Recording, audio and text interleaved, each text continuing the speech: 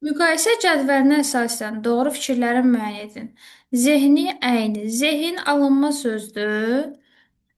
Əyni sözü isə milli sözlərin sırasına daxildir. Biz bilirik ki, alınma sözlərdə həm sait ilə başlayan hal, həm də mənsubiyyət gələndə ikinci sait düşür. Millilərdə isə yalnız mənsubiyyət gəldikdə ikinci sait düşəcək. Cümlədə işləndiyi bütün məqamlarda sadə sözdür, amma zehni sözünü düzəltmə söz kimi də düşünmək olar, düzəltmə sifət kimi düşünmək olar. Bu zaman i leksik şəkilçi olacaq. Deməli, bir yanlışdır. Tərkibindəki şəkilçi yalnız dörd variantlı şəkilçi kimi düşünülə bilər. Bu da yanlış fikirdir, çünki həm əyni sözünə aid etmək olar deyə iki aşağıda olmalı idi.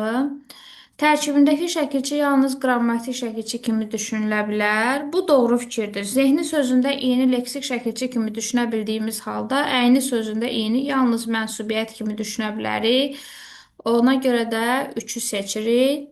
Verilmiş formada yalnız adlı halda olan söz kimi təhlil edə bilər. Bəli, i orada yalnız mənsubiyyət ola bilər. Bu zamanda həmin söz adlı halda olacaq. Yalnız söz birləşməsinin əsas tərəfi kimi işlədilə bilər. Bu zehni sözünə aid deyil. Çünki zehni sözündə əgər sifət olsa, misal üçün zehni iş, bu zaman aslı tərəf kimi də işlənə bilər. Bunu aid edə bilərik əyni sözünə. Çünki orada i mənsubiyyətdir və ismi birləşmədə əsas tərəf kimi çıxış edəcək. Hər iki halda yanlış fikirdir. Tərkibindəki şəkilçi bir variantlıdır. Bunu da doğru hesab edə bilmərik. Hər ikisindəki şəkilçi 4 variantlı şəkilçidir. Cavabımız 3 və 4 olur.